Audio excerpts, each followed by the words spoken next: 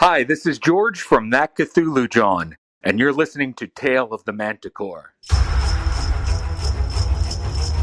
The following podcast is intended for a mature audience. Listener discretion is advised.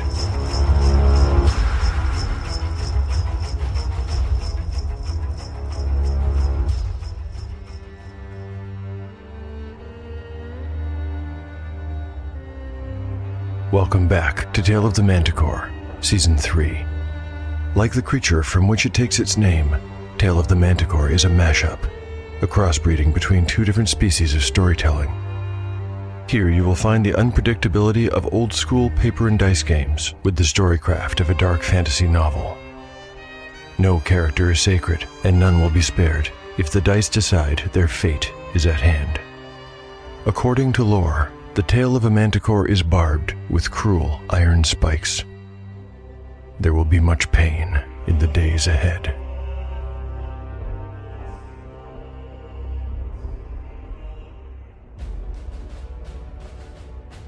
Last time on Tale of the Manticore. Chapter 7 begins with the somewhat awkward meeting between Achillea and Dureni, who seems unconvinced that his savior is what she claims to be. Once Achillea has introduced Cord and Robin, the quartet set off together in the direction of Dureni's home. Achillea is hoping that someone there will recognize the name Audok. Their immediate problem is a lack of food, and their first attempt to forage while on the move is unsuccessful. Adding to their misfortune, the PCs stumble across a second group of orcs on that very next day. Outmatched, they run, and once again are pursued, but they're able to take shelter in a hill that is honeycombed with small caves. One of them is big enough for Achillea's party to enter, but too small for the much larger orcs. Mixed fortune lies ahead, for while they discover a crawl space through which they might seek out another exit, they also end up disturbing a nest of giant centipedes. In the ensuing battle, the PCs are victorious, dispatching their enemies with relative ease.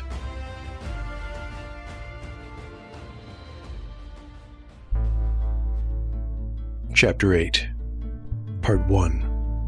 Day 7. Late afternoon. Mythic event meaning. Negligence weather. Party status. Achillea, 4 out of 4 hit points. Cord, 6 out of 6. Supplies. The companions have no food and no water. Spells available. Achillea has memorized Shrink.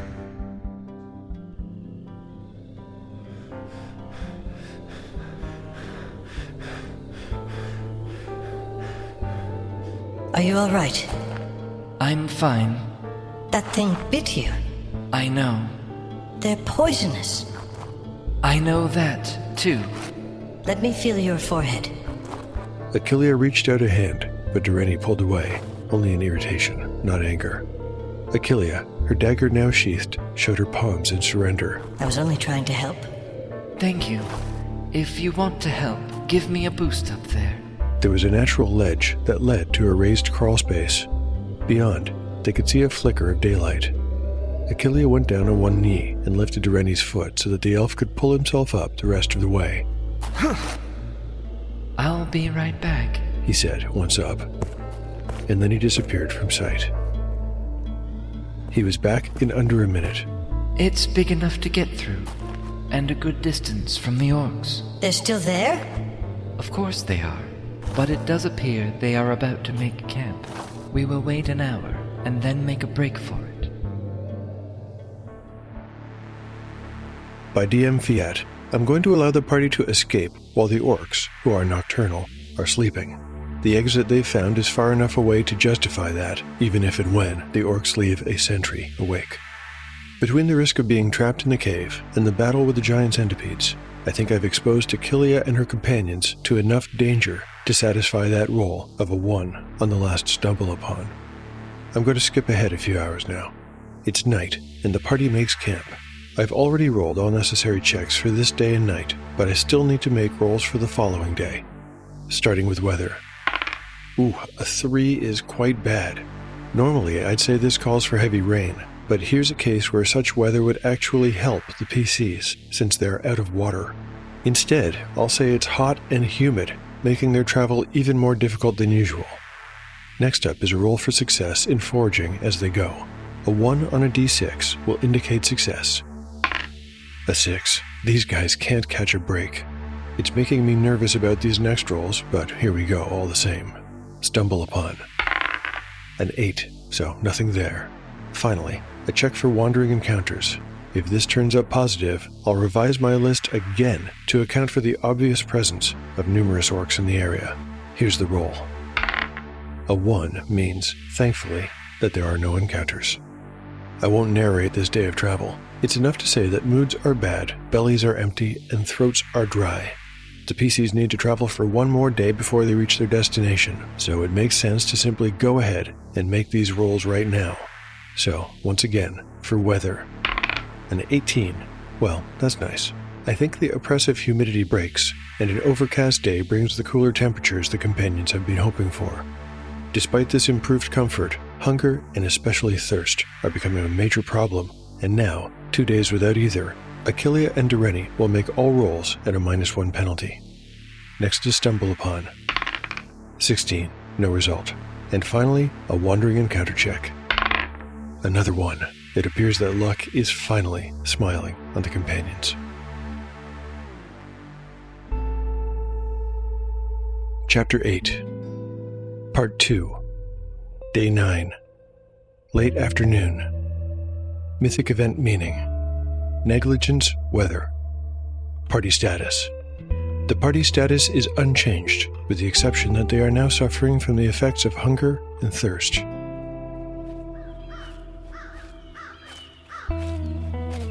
It was late afternoon when Dureni spotted familiar terrain.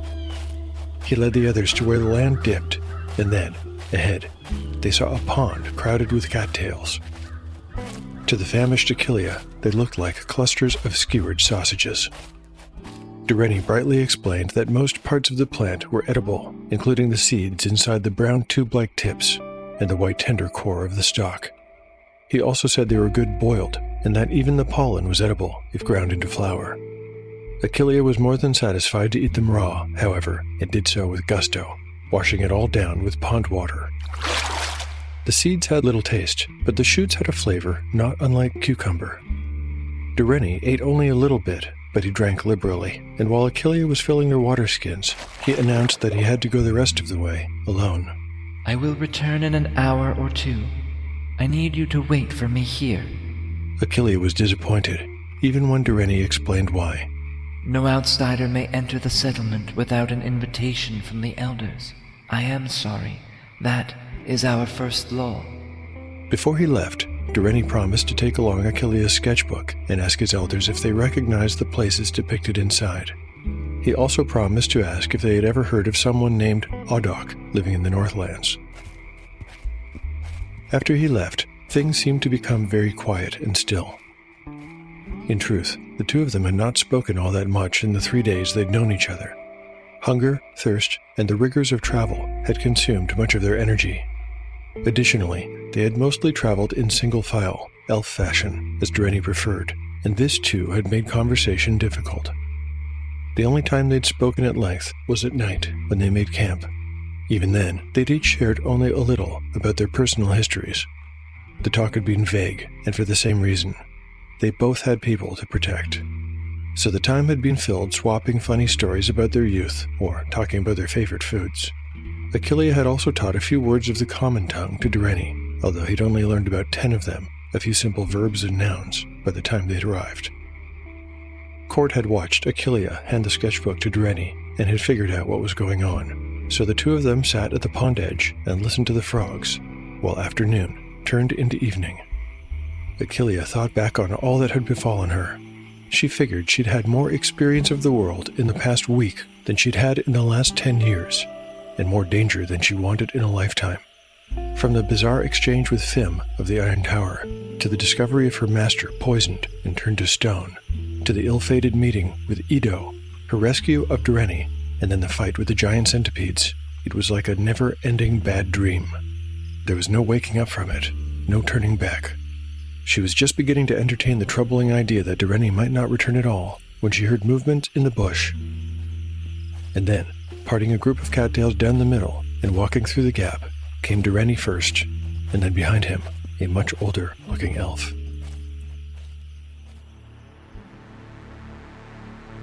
So Dureni has gone back to his people, who live in a settlement inside the Sitevi Marsh. He would have been sorely missed by now, so his family is deeply relieved at his return. He tells his story, explaining about his capture by the orcs and subsequent rescue by a strange-looking young woman who claims to be an elf but does not look like one. I can imagine his repeating this story several times before word gets to one of the elders. Then he's telling his tale over again and, true to his word, asking about the places in Achillea's sketchbook and about the name Audok on her behalf. I think a couple of roles are in order here. First, I'll allow a chance that the elders would recognize either Audok's name or the places in his drawings. I'll say it's a 1 in 4 chance, but I'm going to use a d20. A 16 or higher will be a yes, and the higher the number, the more the elders know. Here's the roll. Well, a 17. They do know where this is, though they are not familiar with anyone named Audok. But would they share this information? Would they be inclined to help? I know they'll want to meet Achillea, so I'll make the reaction roll in advance. I'm going to add a +1 for her speaking Elvish, +1 for her having saved a member of their community, and a -1 for her clearly not looking the way they do. So I'm rolling 2d6 + 1. Okay, I can work with that.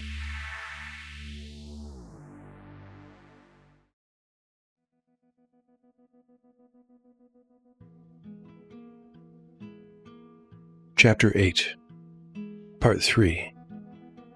Day 9. Evening. Mythic event meaning. Negligence, weather. Party status. The party status is unchanged, with the exception that they are no longer suffering from the effects of hunger or thirst. The cattail reeds bend to either side in a V, and then, to Cord and Achillea's relief, Dureni, now properly dressed in a sleeveless deerskin jerkin and looking much refreshed, stepped through. A short bow and quiver were slung over his shoulder, and there was a sword at his belt. Right behind him came a much older elf, similarly dressed but somehow more impressive by virtue of their demeanor. Dureni handed a wooden bowl to Achillea even before introductions were made. It was full of nuts, roots, and berries. I thought you might still be hungry, he said. She was, and it took considerable willpower to refrain from digging in right away, but Aldve had taught her that manners were important, especially when meeting people for the first time. This is Valkeen, one of the elders of my tribe. Achillea wasn't sure if she should lace her fingers in front of her abdomen or not. She decided a simple bow would do and offered one, bending slightly at the waist. The elder made no such move, nor did they say anything at first. Valkeen was androgynous in appearance, and of an age that was certainly much greater than Dureni, but hard to guess with certainty. Their face was wrinkled and tanned, with hair that was dark brown streaked with gray. The older elf's expression was inscrutable, yet intense. They stared at Achillea without blinking for several seconds before their small, straight line of a mouth opened. Dureni says you speak our tongue. Achillea had time to think, oh no, not this again, before the elder continued. He also tells me you can work magic. Where do you come from, child? And from whom did you learn your powers? Their voice was neither aggressive nor friendly. Achillea felt immediately on her back foot and decided that a little more forthrightness and honesty might be called for in this exchange. My master is the wizard, Aldve Muok. Whether Valkeen knew the name was impossible to say. Their face remained unreadable. And where is your family? I was abandoned as a child and adopted by Master Muok. She replied. I'm looking for someone who can help me. Help you what? The voice remained cool and even. The time-worn face seemed to be studying her, but Achillea didn't want to give away too much. My master is in danger. I seek a person named Audok who might be able to help. Do you know of him? I do not, came the simple reply, and Achillea's heart dropped. But then, I do recognize one of the places in your books of drawings, however. Achillea's emotions reversed, and a surge of hope filled her. Oh, please, tell me whatever you can. These lands are far to the north. It would take you 3 weeks to get there. 3 weeks? Achillea had not been expecting to have to travel anywhere near that far. In fact, she thought she must be very close by now. She'd already been gone more than a full week. And the way is not easy. I understand, yet I must go. I think you will need help. Valkeen's large eyes bored into hers, unblinking. So, I have allowed Derini to accompany you. I told my people how you saved me from the orcs. Mentioned Derini by way of explanation. Oh, Achillea brightened. thank you. She said to both of them. Elder Valkeen held up a gnarled brown finger. I still have questions. Of course. Your master is an elf? He looks as I do? No. Ah, he looks as you do then. Master Aldve is of the race of men. A human. Derini seemed surprised at this, though it made sense. Achillea had barely spoken of her mentor with him. She nodded in confirmation, wondering what this Elder Valkeen would say about her guardian's race. But they said nothing, nor did their face give away any hint of whether the news came as good or ill. How old are you, child? I am 21 years of age. Replied Achillea. And your companion is of your making? Valkeen had noticed Cord when they'd first met, but hadn't given him a second glance. He is of my master's. Achillea corrected. 3 weeks there and 3 weeks back. It took a moment for Achillea to realize Valkeen was not speaking to her anymore, though their eyes still looked into her own. Your parents won't be happy to know that you've left again so quickly, Derini. But I agree. Honor demands you perform this service. All the same, do not tarry. The elder finally looked away and at Derini, as if to underscore the importance of their words. The younger elf, for his part, nodded agreement. There was a sober look on his face, but his eyes betrayed his excitement. The elder returned their gaze to Achillea, and though their expression remained cool, the intensity was no longer there. You look half-starved. You have my leave to eat. Valkeen half-turned, then had second thoughts, and looked back at Achillea. Good fortune. With that, they walked through the reeds, back the way they had come. Derini remained, and, while Achillea ate, he removed his bow and quiver and put down a backpack she had not seen before, then set about unpacking his bedroll. She noticed that he waited until the elder was out of sight before he did so. Achillea chewed a third mouthful of berries, swallowed, and then asked, Why do you make camp? 2 or 3 hours of daylight yet remain that we might use. Derini looked up with a mischievous grin and said, I have a surprise for you. Achillea returned a bemused squint. What surprise? You will have to wait and see.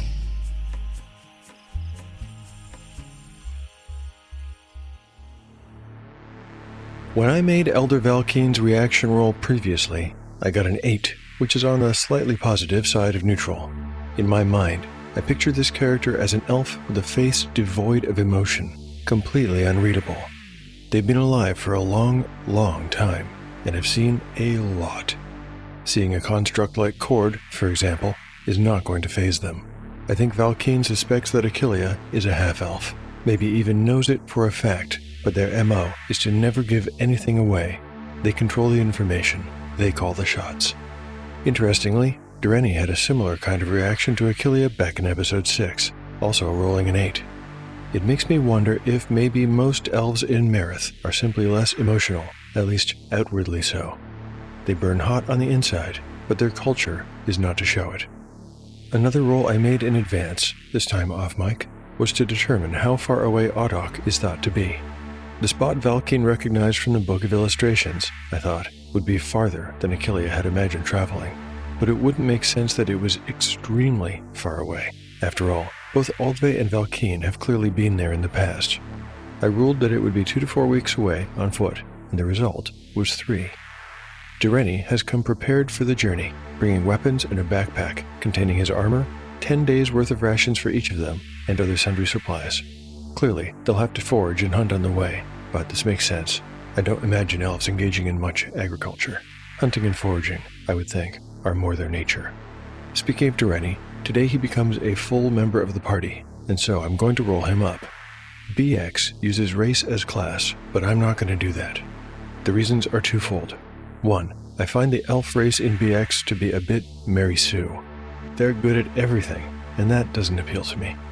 The second reason is an extension of the first. To counteract all the powers in BX, elves take twice as long to level up as other classes. I don't love that for this medium, so I'm making some changes. To keep things simple, I'll say that elves can be any class, but to balance out their racial abilities, they will get 1 die lower on the dice chain for hit points. Therefore, a fighter would not get a D8, but a D6. A magic user or a thief would get a D3 instead of a D4. We'll talk more about leveling up and how that works in the next episode, but for now, I think just rolling out Dureni's stats will be enough. I see him as a fighter, so he'll get the maximum of 6 starting hit points. Next up are stats. I'll just grab 3d6 and we're off. For strength, a 10. Intelligence, another 10. Wisdom, a little better, I've got an 11. Dexterity, hey, a 14. Very good. Constitution, a 9. Charisma, 13. That's pretty good. And, without having to change a single thing, fits with what I already imagined about Dureni. He's going to be an archer, primarily, but still knows how to swing a sword. With that done, let's get back to the narrative and find out what kind of surprise this elf has in store for Cord and Achillea. Dureni still wore a private little smile as he unpacked his bag to show the others what he had brought for their travels. First, he pulled out Audok's sketchbook and turned to the page bearing the drawing Valkeen had recognized. It showed a lake with a small island. On the island was a distinct lozenge-shaped stone standing upright in the center. In the background were the dark shapes of mountains with snow-capped peaks. After the book, Dureni unpacked a chainmail shirt, which he said he would start wearing tomorrow. This spot was safe, so he didn't need it yet. He had also brought a flint and steel, 30 feet of rope, a sewing kit, a traveling cloak, a second water skin, and, of course, the portioned rations. That looks like a lot of food. Achillea commented. Indeed, on its own, it represented 2/3 of his load. It will not last forever, said Dureni. We will have to hunt and forage as we go. Whatever is required, I am willing, said Achillea. And we should bear slightly northeast for the first few days. Elder Valkeen said both orc groups we encountered were scouts for a larger warband. How large? Asked Achillea, frowning. 50 or 60 in total. They come through every few years. Are your people safe? Asked the half-elf, with real concern. Dureni's smile broadened. They are safe. The Satevi Marsh is not friendly to those who do not know the safe ways through. Achillea changed the subject. Are you ready to show me your surprise yet? Look, the sun is going down. Not yet. Fine. Keep your secrets. Achillea concluded with exaggerated indifference. I care not. For the next hour, she sat with Cord and explained all that had transpired using the common tongue so he could understand. The wooden man sat and listened patiently as she did. Every now and then, Robin would wing in, land on one of their heads, peep a quick melody, and then fly off again. With the sun set, the frogs started singing too. They were loudly chorusing up at the shiny crescent moon when a noise drew the party's attention. Across the pond, in the exact same spot where Dureni and Valkeen had come into view, now appeared another solitary figure. Despite the fairly strong moonlight, it was hard to make out any details of their face. Dureni stood. Ah, my surprise has arrived. Thanks very much for listening to Tale of the Manticore, and happy holidays, everyone. If you're enjoying the show and would like to help to support it, there are lots of ways to do so. You can recommend the show online or to friends. You can like and repost episode announcements on social media. You can pick up one of my offerings on DriveThruRPG. You can pick up a Tale of the Manticore t-shirt at www.beararts.store. And finally, you can rate or review the show on your podcatcher of choice. I am grateful for all of your support. Speaking of which, at this point, I'd like to read another one of your kind listener reviews. This one was left by Brad Bootin on Apple Podcasts. Brad writes, "You got my creative juices flowing. I love the flow of your show. Going to go back and check out season 1 and 2. Thanks very much, Brad. What really makes me happy about this review is that it seems to have been made by someone who only recently discovered the show. I'm delighted that folks are still finding Tale of the Manticore. Brad, I sincerely hope you enjoyed the first 2 seasons. There are 2 contributing voice actors on this episode. Kai Ellen is back playing Dureni. Also, in the role of Valkeen, one of the elder elves of the Satevi Marsh, it's James from the Undercommon Taste podcast. My thanks to both of you, and welcome to the cast, James. For those curious to learn a bit more about Tale of the Manticore, I keep a blog where I post all kinds of show and RPG-related stuff, like art, maps, tables, crafts, and show notes. You can find it at taleofthemanticore.blogspot.com. To get in touch with me, I'm at Manticore Tale on X, Tale of the Manticore Podcast on Instagram, or taleofthemanticore@gmail.com. I'd love to hear from you. Before I sign off, I'd like to thank cast members and listeners alike and wish them a happy and healthy holiday. The next time we meet, it'll be 2025. Imagine that. The adventure will continue on the next episode of Tale of the Manticore, the story where chaos rules.